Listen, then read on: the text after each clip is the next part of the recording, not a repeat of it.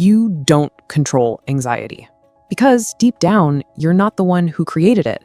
It emerged like a crack in the floor of your seemingly functional life, a small fissure that grew in silence until it became this internal tremor you try to hide, explain, justify. But deep down, you know, it's not just nervousness. It's not just fear. It's something else, something older, something that comes from the depths of the soul, like a whisper that was never heard and now screams. You've already tried techniques, lists, breathing exercises. You've heard empty phrases, cold advice, tried to rationalize the irrational. But none of these things explain why, even when everything seems fine, you can't relax. Why, even when nothing is happening, your body acts as if it were in danger, as if it were trapped in a future that hasn't arrived yet, but already wounds you. But there's something they never told you about those moments when anxiety strikes hardest. Those 3 a.m. wake-ups when your heart pounds like a war drum against your ribs and you can't name what you're afraid of. The way your breath becomes shallow during a perfectly normal conversation, as if the air itself had turned thin. The sensation of drowning in rooms full of oxygen, of feeling like a stranger in your own skin. These aren't random malfunctions. They're messages written in a language you were never taught to read. Your body remembers what your mind has forgotten. It holds the memory of every time you swallowed your truth, every moment you chose safety over authenticity, every instance you betrayed your own heart to fit into spaces that were never meant for you. And now it speaks in tremors, in racing pulses, in the cold sweat of unnamed dread. What if anxiety isn't the problem? What if it's the solution your soul found to a problem you refuse to see? Maybe, and only maybe, anxiety isn't a dysfunction. Maybe it's a language, a sacred code that can only be deciphered by those who stop running and start listening. Because what you feel isn't madness, it's memory, it's disconnection. It's the soul saying that some part of you was left behind, and you need to go back to find it. The question that haunts every anxious moment isn't what's wrong with me, it's what am I trying so hard not to feel? But this no one told you. Anxiety doesn't begin when the heart races. It begins much earlier. It begins when you learn that you need to be efficient before being true. When you start measuring your worth by how much you can endure in silence. It begins when you realize there's no space to feel, only to function. And then something in you fragments. You go through life trying to appear strong, productive, well-adjusted. You smile automatically, work automatically, breathe automatically. But inside, there's an accumulation, as if your soul were trapped in a room without windows, and the air begins to run out. That's when anxiety appears, like a fire that starts without a spark, like an invisible presence watching you from the corner of every decision. It settles in the spaces between your thoughts, in the nights when you can't sleep, in conversations where your attention disappears, in moments of joy you can't feel. No matter how hard you try to act normally, it's there, always lurking, as if trying to tell you something you don't want to hear. But what if anxiety wasn't an enemy? What if it were a teacher? One of those who doesn't shout easy truths, but whispers questions no one dares ask. Who did you have to abandon to become who you are today? What part of you is suffocated behind routine? What are you trying to avoid when you fill every minute of your day with tasks, distractions, urgencies? These questions hurt, but they're the ones that open the door. Because there's no true healing that doesn't first pass through truth.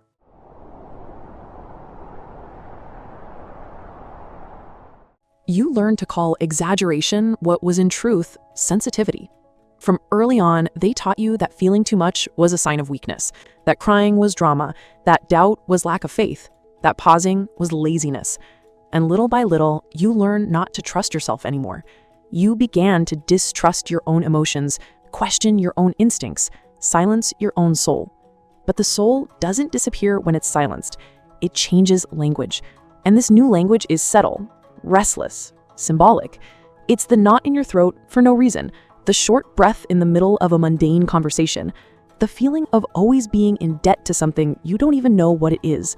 It's the body saying, I can't pretend everything's okay anymore. But there's more to this language than you realize. Your anxiety speaks in the tightness between your shoulder blades when you're forced to smile through another meaningless meeting. It whispers through the way your hands shake when you have to speak your truth. It echoes in the hollow feeling that follows every moment when you choose what's expected over what's authentic. Watch how it moves through your day like a shadow, how it makes your chest constrict when someone asks, how are you really doing? How it floods your system when silence stretches too long in conversation, as if silence itself were dangerous. How it transforms ordinary decisions, what to wear, what to say, how to be, into impossible calculations of worthiness and acceptance. This is the language of a soul in exile from itself. Imagine a child who learned that their natural responses were too much. Their excitement, their sadness, their wonder, their questions. This child doesn't disappear, they go underground. They become the tremor in your voice when you try to express a need. They become the racing thoughts that circle like vultures when you're trying to sleep. They become the part of you that apologizes for existing. Your anxiety isn't speaking about the future you fear. It's speaking about the past you survived and the part of yourself you had to leave behind to survive it. Because anxiety doesn't speak with logic. It speaks with symbols, with shadows, with what cannot be said but needs to be felt. It's the unconscious knocking at the door of consciousness, trying to warn you've strayed too far from yourself. It doesn't come to punish you, it comes to reveal you, to remind you that you're living in the wrong time, projected into the future, carrying the past, but absent from the now. You tried to erase the symptom, but the symptom is the clue. It's the sign of a greater disconnection. And the mistake isn't feeling anxiety. The mistake is believing it has no meaning. Because everything that repeats is trying to be recognized. And maybe your anxiety isn't asking for relief. It's asking to be heard.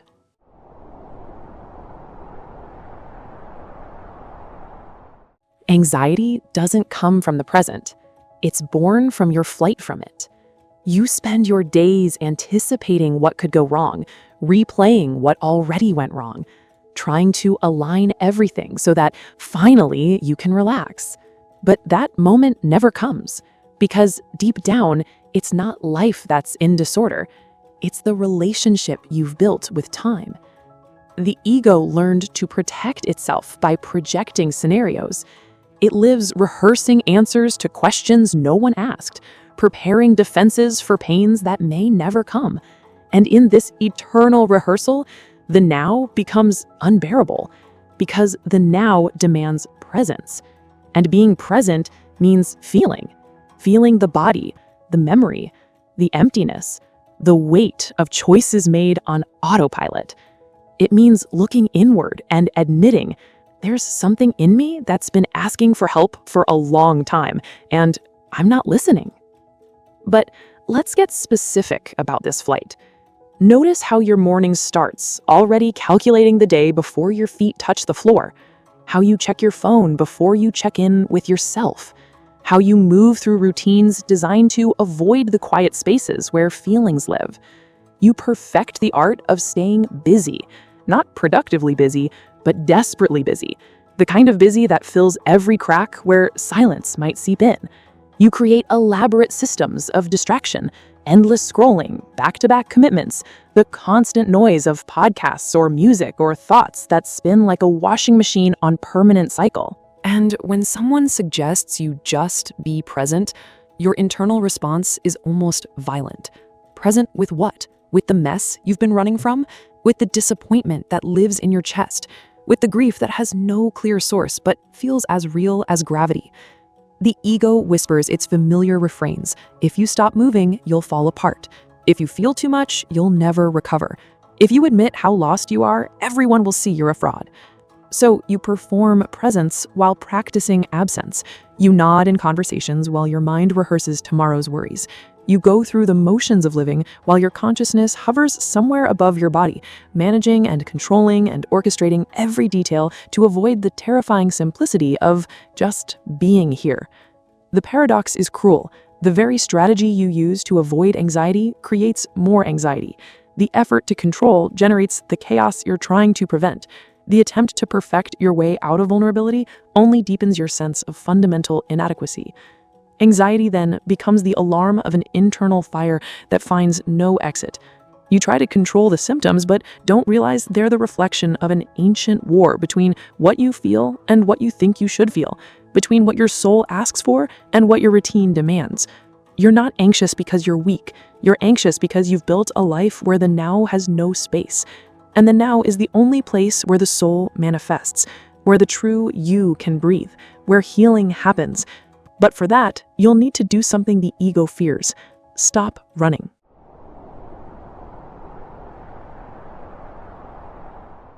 Anxiety is grief for a part of yourself that was abandoned. Maybe you don't realize it, but at some point in your story, something in you stopped growing, stopped trusting, stopped showing itself. Maybe it was that day they called you overdramatic, or when your vulnerability was ridiculed, or when you learned you needed to adjust, even if it cost you your truth. Since then, you survive. You function, but you don't live whole. And what is anxiety but the echo of that abandonment? It emerges as a nameless discomfort, chronic tension, diffuse unease, as if something were out of place. But that something isn't in the world. It's inside. It's a part of you that was left behind, trapped in the time when you began to move away from who you really were. Let me paint this more clearly. Picture the moment when you first learned that your authentic response wasn't welcome. Maybe you were 7, crying over a pet that died, and someone said, "Don't be such a baby." Or you were 12, excited about a discovery, and the room went quiet with embarrassment at your enthusiasm.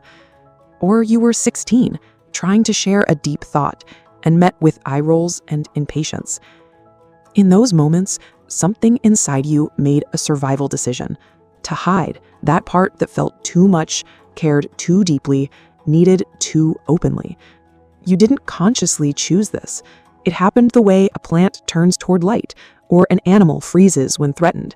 It was adaptation, not choice. But that hidden part didn't disappear. It went into internal exile, taking with it your capacity for spontaneous joy, your ability to trust your first instincts, your willingness to be seen in your full, unedited humanity. It became the part of you that watches from behind glass, that feels like an imposter in your own life, that carries a constant low-level mourning for something you can't quite name. This is why anxiety feels so much like homesickness. You're not trying to escape the future. You're trying to return to a past where you lost yourself. The child who was told their sensitivity was weakness still lives in your nervous system, hyper-vigilant for signs of rejection. The teenager who learned that their needs were burdens still monitors every interaction for evidence of being too much. The young adult who discovered that authenticity had a social cost still calculates every moment of self-expression against the risk of abandonment. Your anxiety carries the voices of every person who ever made you feel like your natural state wasn't acceptable.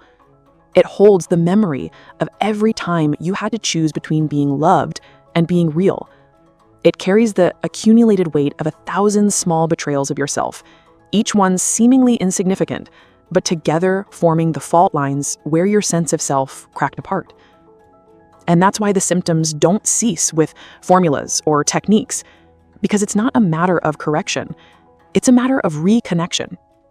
Anxiety doesn't want to be eliminated. It wants to be understood. It wants you to find within everything you've become the living memory of what still needs to be welcomed home. There's a child in you still waiting to be seen, an ancient silence that still longs to be broken, a suffocated emotion that still cries for expression. And while you ignore these calls, anxiety will keep returning, not as punishment, but as invitation. Because the soul doesn't conform to absence. It insists. It insists until you come back. The return journey begins when you stop treating anxiety as an invader and start recognizing it as a messenger from the parts of yourself that refuse to be forgotten. If you've made it this far, maybe you've already realized this isn't just a conversation about anxiety. It's a conversation about you, about the silent part of your story that no one ever asked how it was doing, about the pain you normalized, about urgency that became addiction, about the longing for yourself that you disguised with busyness. And now, maybe something inside you has moved. Maybe you've recognized a truth that was always there, muffled but alive. So, before we continue, pause for a moment. Breathe with presence. And if all this made sense, if some part of you was touched by what we've shared so far, I ask you, leave a comment below saying, "I choose to listen to myself." It's not just a phrase. It's a silent declaration of return. And if you haven't subscribed to the channel yet, this is the moment. Because the path doesn't end here. In fact, it's just beginning.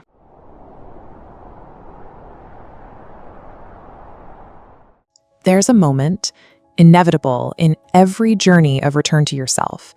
The moment of silence. Not the silence of absence, but the silence of encounter. The one that arrives when you finally stop fighting what you feel and begin to listen to what's behind the feeling. In that silence, you realize that anxiety wasn't just a disorder, it was a request for pause. A gesture from the soul saying, "Before you continue, find me." It's uncomfortable at first. The unaccustomed body struggles. The mind asks for movement, distraction, productivity. But if you resist the impulse to flee, you'll begin to notice there's something sacred in this emptiness, something that was never accessed while you tried to solve what you felt. Because certain things weren't made to be solved. They were made to be lived, welcomed, listened to until they dissolve completely. But this silence isn't passive. It's not the silence of giving up or shutting down. It's the silence of deep listening, the kind that happens when you finally stop talking over the voice of your own experience. Imagine sitting with your anxiety the way you might sit with a frightened animal, not trying to tame it or make it disappear, but simply offering your presence. In this space, anxiety might speak to you differently than it ever has before. "I'm not here to torment you. I'm here because you've been so busy becoming who you think you should be that you forgot to ask who you actually are. I'm the part of you that remembers what you've lost, and I won't be quiet until you remember too." Every racing heartbeat is me trying to wake you up. Every sleepless night is me creating space for the conversations you avoid during the day. Every moment of dread is me pointing toward the places where you've abandoned yourself. I'm not your enemy. I'm your internal GPS, recalculating the route every time you take another detour away from your truth. This is the dialogue that becomes possible in silence. Not the silence that numbs, but the silence that reveals. Like the silence of deep forests, where you can finally hear the sound of your own footsteps. Or the silence of dawn, where the world shows you what it looks like without your projections and interpretations. In this silence, anxiety transforms from a problem to be solved into a teacher to be consulted. It stops being the thing that happens to you and becomes something you can have a relationship with. Respectful, curious, even grateful. It's at this point that you stop treating anxiety as an enemy and begin treating it as a language. Not to be silenced, but to be understood. Not to be tamed, but to be deciphered. And in this process, you discover that silence isn't the end, it's the portal. The entrance to deeper listening, to fuller breathing, to a body that, for the first time in a long time, feels it can exist without needing to defend itself.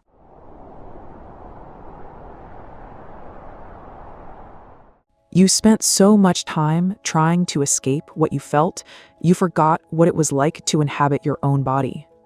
You learned to live in your head, anticipating problems, predicting reactions, rehearsing versions of yourself that seemed acceptable. But the body never forgot. It kept storing everything.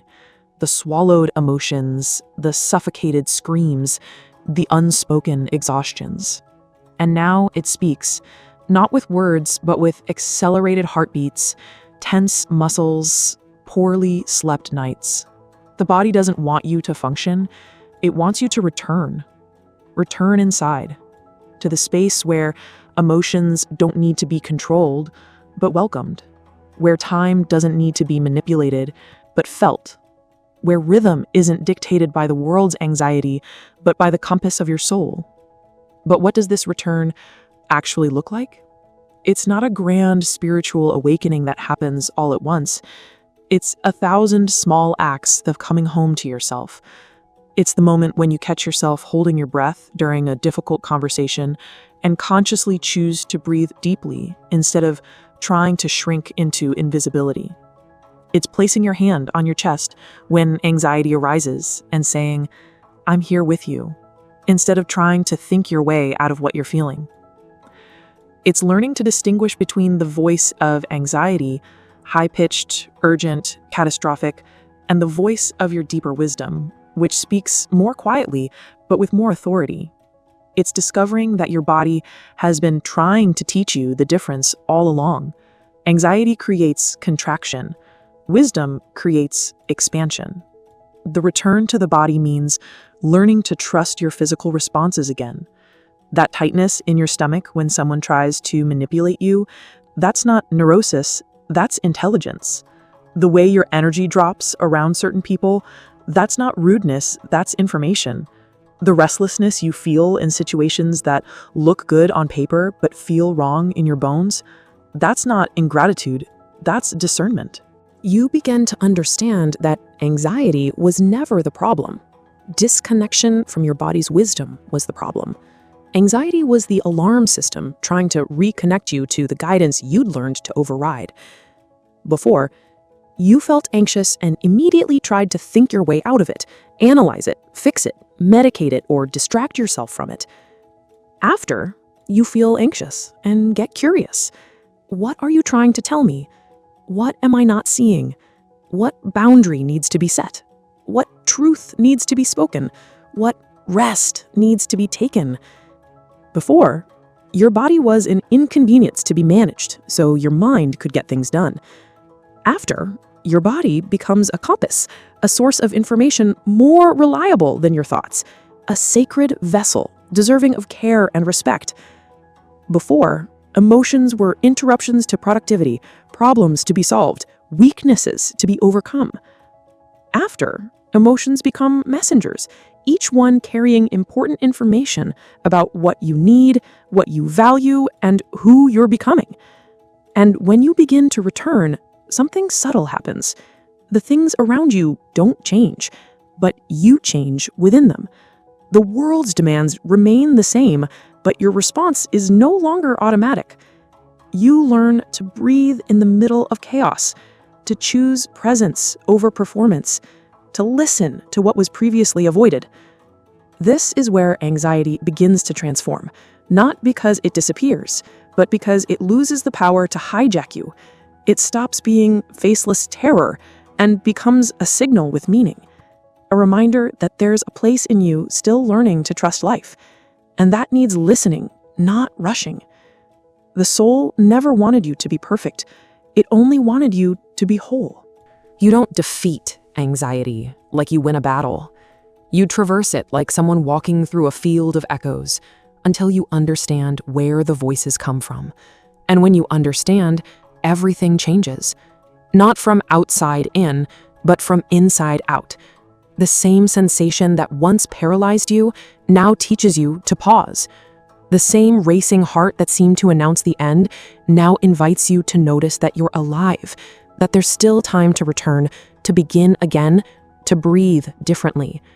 You don't eliminate what you feel, you reframe it. Transform anguish into sensitivity, fear into presence, access into message.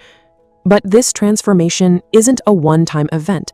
It's a daily practice of choosing consciousness over unconsciousness, presence over performance, and truth over comfort.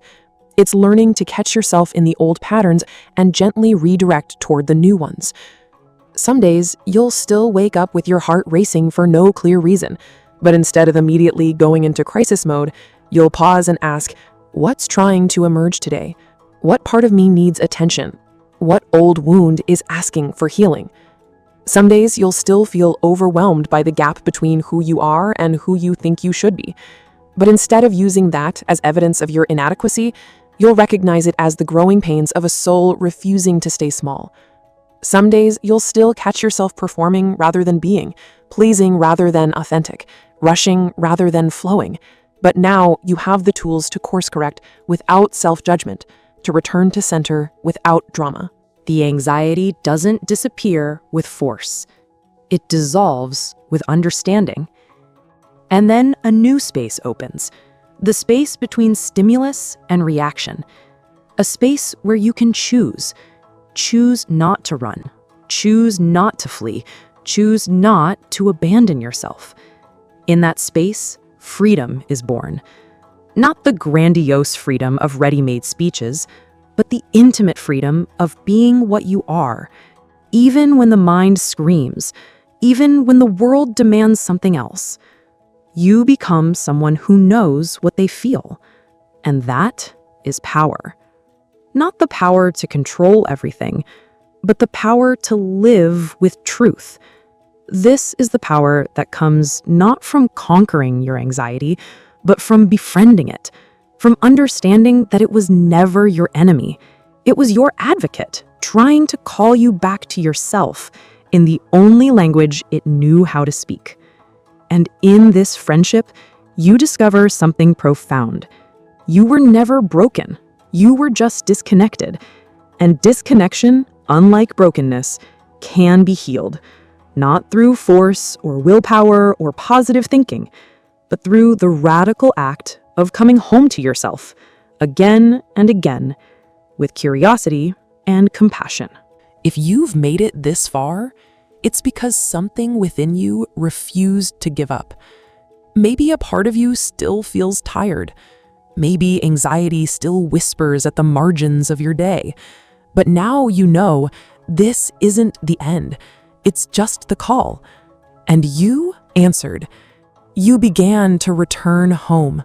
Not the home of external walls, but the silent dwelling that lives within you, where your emotions aren't weaknesses, but compasses, where your pauses aren't failures, but forms of reverence, where your story, with all its pains and detours, can still be redeemed by the simple gesture of being told with honesty.